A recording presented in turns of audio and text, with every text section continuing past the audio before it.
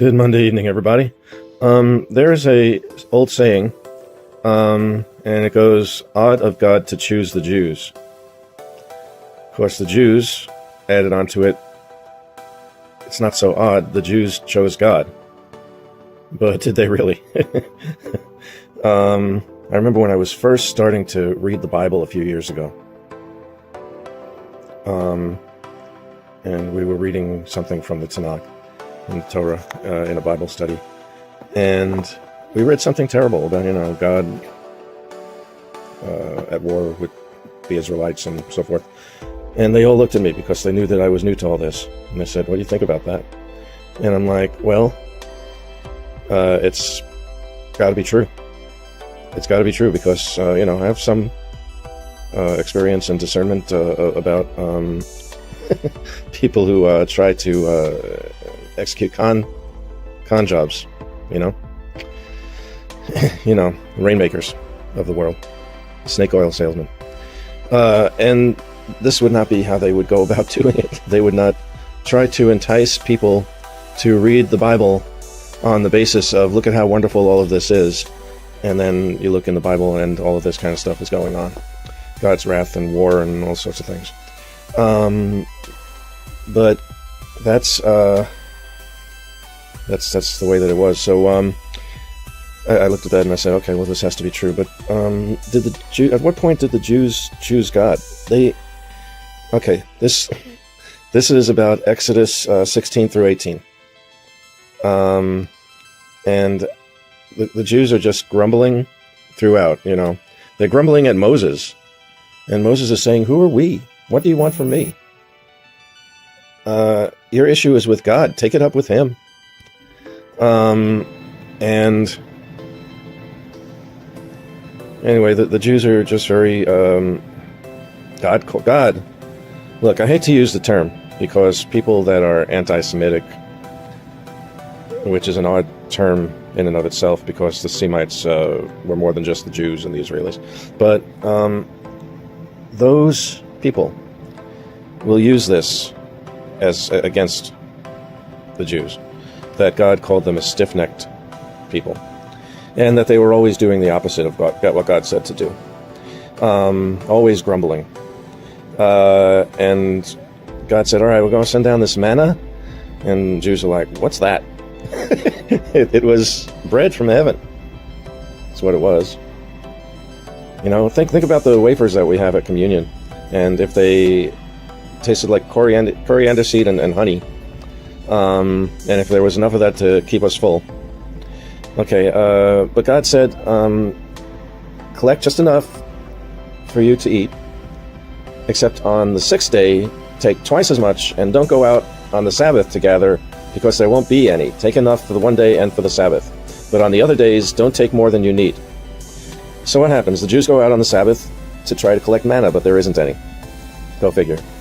And also, some of them would take more than they needed for that day. And the next day, I find this interesting. The next day, the manna, the bread from heaven, was in this fallen world.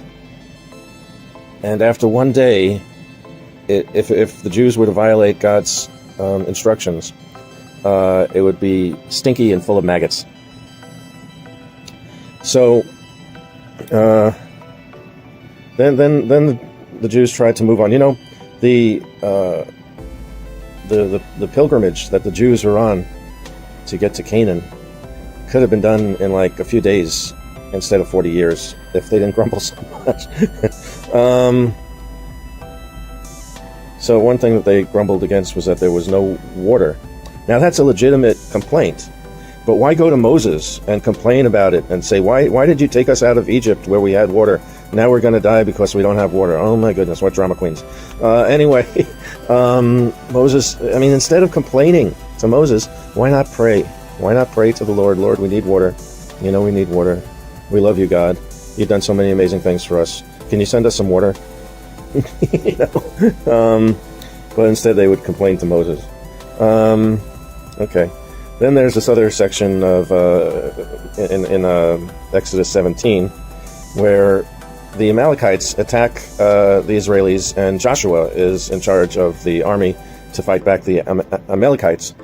When Moses' arms were raised, this was that when Joshua and his troops would gain ground, but when his arms would go down, this was when the Amalekites would get the upper hand in this battle. Moses' arms being raised symbolizes prayer for intercession in spiritual warfare and also physical warfare. So if you see me or any of your brothers standing in the church hallways with their arms up in the air, help them keep their arms up there. They're praying for their spiritual warfare, or I am. I'm not going to actually do this, but if I do, then help me out. So Aaron and Hur, they represented the support of community, like we have in our beautiful beach church. That is what that was all about when they helped Moses keep his arms up in the air so that Joshua could defeat the Amalekites. Also in this section was that so many of the Israelis, so many of the Jews would come to Moses and with complaints against their brothers. And Moses had to solve all their problems for them, the problems that they had just between themselves. Today that we would call them lawsuits. So many complaints and disputes, but Jethro, Moses' father-in-law, said, no, this is the way you got this set up is all wrong. This isn't good. And encouraged Moses, to share more of the education of God's ways and God's thoughts so that the Jews would better be able to take care of themselves and get along well with other children. As I used to say on report cards. And also to create this whole infrastructure of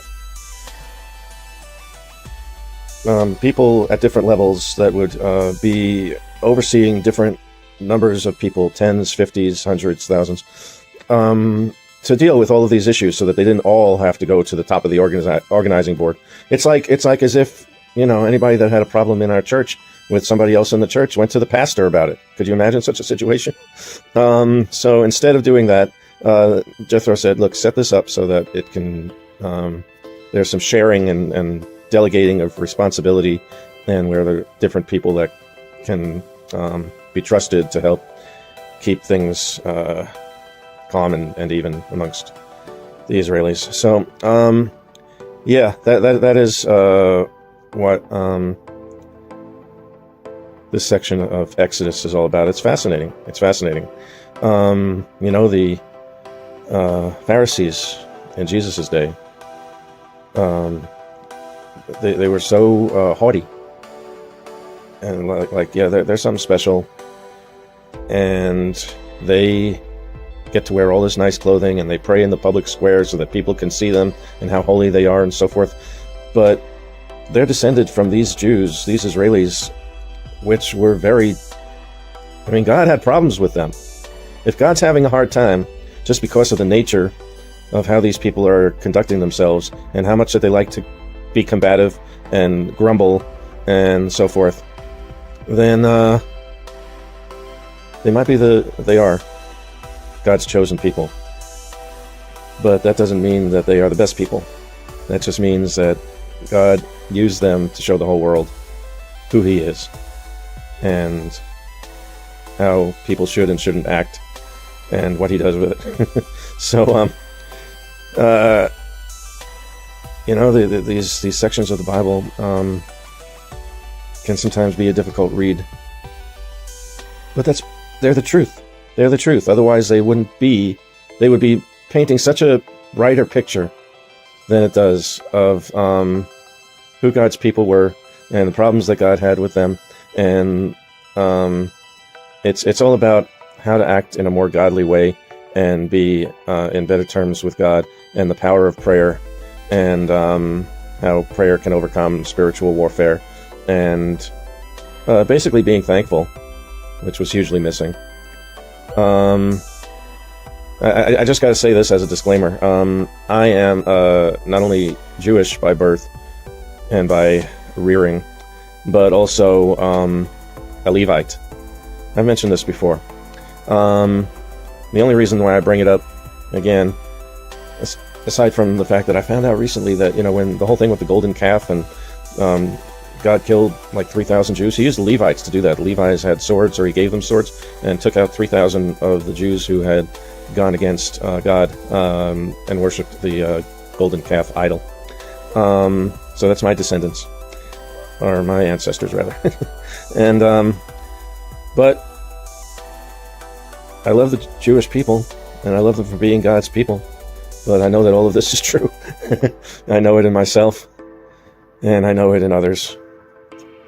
And I thank God for lifting the veil that I was trying to rip open and lift and so forth for more than 50 years. So that I could be both of Jewish heritage, and when Jesus returns, he will return as the Lion of Judah and a faithful servant of Jesus Christ. Okay, I hope you enjoyed that. I hope it gives you something to think about in between now and Bible study on Wednesday night and church on Sunday. And